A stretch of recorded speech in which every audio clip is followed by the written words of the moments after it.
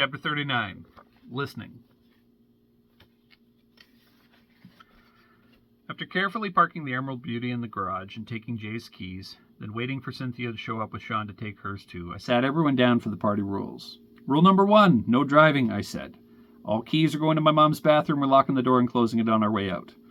Rule number 2, no sex, I said, to which surprisingly Kylie protested the most. Mom doesn't want any teenage pregnancies associated with her new house. I made that part up, but it would have been true if Mom was there.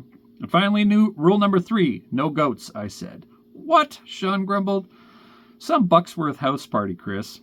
Other than that, drinks are in the fridge and snacks wherever you can find them. Congratulations, Peyton High grads, and the party began.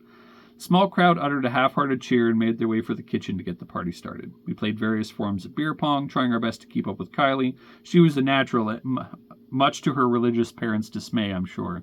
And Sean was mostly stuck to the main floor, so he began rifling through the living room and eventually found Mom's copy of Trivial Pursuit and began asking us questions like we used to during study group. Capital Venezuela, he'd call out, and entirely fed up with the test answers crowd would shout back answers like McDonald's or St. Thomas as a response. And through the night, the partygoers from some of the other prom after parties dropped by. I read them the rules, and we were really thankful to see that 3 of the cars that swung by to check out of the Bucksworth House party all had designated drivers with destinations to get to.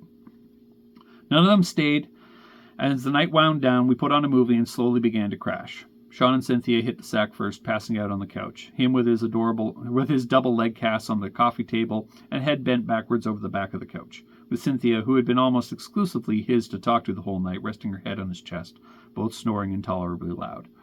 Jay announced to the rest of the room that he wanted to make sure the car was okay and made for the garage, only to be followed by Kylie.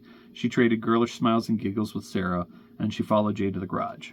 They didn't come back until the next morning. And finally, Sarah and I were left with the 2 snoring lightweights on the couch. I think it's about time to hit the sack, Sarah suggested. Sure, I said, as we gingerly got up out of the couch, not trying to wake Sean and Cynthia.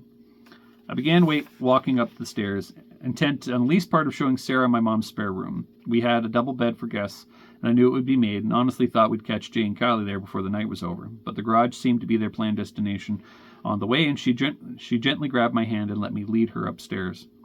I didn't know what to make of the gesture, to be honest, but it was sweet, and we were friendly enough for me to overlook it, I guess. I flicked on the light and showed Sarah the room. Not much for the bed, but the bed's comfy, I said. Where are you sleeping? She asked me, locking eyes with me and waiting for the silence and shock. My room, I said, probably more nervously than one with as much alcohol in his system would lead you to believe. She let go of my hand and wandered down the hall, stumbling a bit more than I did. We were both well past our usual limit for study group drinks, and she opened the door to my room. This it? She said, as if she had never been there before. She knew exactly where my room was, and our drunken study hall was, and I had my suspicions on what was going on, not that I had a clue what to do with that knowledge. So I walked over to her and said, yeah, flicking on the light. Our bodies collided, both trying to go in first. Sorry, we said in unison. And she stepped in, carefully inspecting the myriad of skateboarding posters and punk band paraphernalia. You must really miss good pavement, she said, looking around some more. Yeah, it has its moments, I said. Skateboarding's kind of dangerous out here. I think I was trying to remind her both of our agreements. I'm getting used to this whole country road thing, though, I joked, and she laughed and sat down on my bed. 1,000 thoughts began racing through my mind.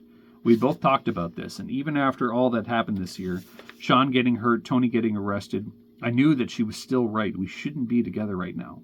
I knew that if we were going to leave, not if we were just going to leave later.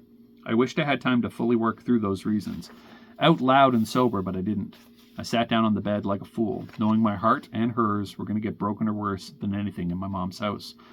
Worse than anything in my mom's house that night. Our knees touched, and I sat down beside her. She leaned back in her prom dress, more revealing than her regular school uniform or hoodies and jeans would generally allow. Chris, I think I was wrong, she said, and I think I might owe you a kiss. Oh, I'm pretty sure you were right, I said, and I thought we talked about kisses being dumb and impulsive. Well, then the world's wrong, she said, smiling. You should have been here a few years ago, and this night would be perfect, and we could be dumb and impulsive together. It hasn't been so bad, I tried to argue playfully. Sean and Cynthia seem to be hitting it off, and Jay and Kylie are busy breaking rule number 2. Night's a solid, if not poorly thought-out success, I think. You're sweet, but we both know what I mean, she said, lifting her leg up and rubbing mine. Yeah, I think I do, I said pensively, trying not to lean in too close. Then come here, she said without moving, from the head of my bed. Her eyes were half closed and dark, floating above a smirk, and I had all but obsessed about for the last year. Sarah, I said, but she wasn't going to wait for a half-thought-out excuse of why you shouldn't live in the moment, least of all from me. She grabbed my tie like she did before at the dance and pulled me onto her body. Our lips crashed together as she wrapped her arms around my neck. Maybe it was the booze, or the crazy semester, or the hot chocolate kiss just after Christmas, or the smile that she gave me when we first met, but I didn't care anymore. We pulled each other into ourselves, and I kissed like there wasn't a morning coming that was about to shake us back to the reality of our impending separation. Like there wasn't college or jobs or distance to worry about in 2 months' time. I reached up and hit the light switch by my headboard, and the room went dark, and the black and blue light of the moon flooded my room as she took off my tie and began unbuttoning my shirt. Where is this going? I asked. And as we switched places, and she pushed me onto my back onto the pillow beside her. Where it needs to, she whispered into my ear, leaning back onto my hips while sliding her dress over her head. She was wearing a dark bra and underwear that framed her skin in the darkness like the clouds do the night sky. She grabbed my face with both her hands, and I held her hips on top of mine as she folded into my arms to kiss me again. I didn't want to stop. I only wanted, and what I can only describe as the violence of conscience pulled me out of breaking rule number 2 myself. I moved away from our kisses, and she sat on top of me with her hands fumbling to unclasp her bra from behind. Sarah, wait, I said, with as much force as I could muster, wondering if this was going to happen, and the mistakes like Tony and Cynthia were as close and as real for us as the cars that could crash into us every time we walked to the store. The sound of my voice in the dark and the timing broke something in her, and as it shattered something inside of me. I could hear her tears before I could make them out in the moonlight. It's a woeful and breathless sound that you wouldn't wish on anyone, even your worst enemy. She collapsed into my chest and began to cry, deep sobs of drunken regret and anger. I'm sorry, she sobbed, heaving heavily and weak into my chest. I'm so sorry. I pulled her close and we hugged each other in the bed, and I let the silence and the sobs do the talking. Our love life couldn't break into the world like one of the drunken decisions that would be made that night, and I don't remember saying anything except it's all right, and I do not remember I need to have said anything else either. We held each other until the blue light of the morning began tainting the darkness of what might be the best and worst night of our lives, her soft skin and figure glowing as we lie there, and her sobs turning into gentle breaths. Sleep eventually took us. I don't remember falling asleep or the weird half memories you have when you don't sleep well. There were flashes of the dim blue light in the morning makes before night fully lets go, but I clung to the idea of sleep because it meant I was sleeping with Sarah. I woke up after hearing the Emerald Beauty's horn go off. It probably woke up the rest of the house too, and Sarah was gone. I glanced around the room and lifted my covers off my body, and the bed outside me was cold. Whenever it was she left, it was a while ago, enough time for a bed with 2 people in it to go cold. I must have been really drunk to sleep that heavy and that long. When I gathered my thoughts and faculties, I headed downstairs and saw that the horn woke Sean and Cynthia up.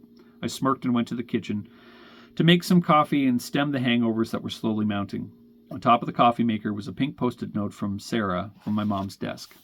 Thanks for a well-spent night and for being you, Chris. You were the best part of a rough year, and I'll miss you. I dismissed the note as an awkward goodbye given our awkward night and helped Sean and Cynthia with some coffee and Jay and Kylie with some clothes. Their sheepish grins and giggles let me know that rule number 2 was most definitely broken last night. In fact, I would save for a speech on their wedding night one day. At least no goats showed up. We jerry-rigged the door to Mom's bathroom back open and got the kids for everyone's cars. Sarah's shoes were gone, and there weren't any vehicles to take, so she must have walked home. I looked out the window to see if I could see her walking down the road, but I didn't. I should have followed up with Sarah. I should have called her house or something, but I didn't. I wouldn't know until later that week how gone she really was. Chapter 39. Hope you guys liked it, and links for the book are in the description below. We will talk to you guys soon.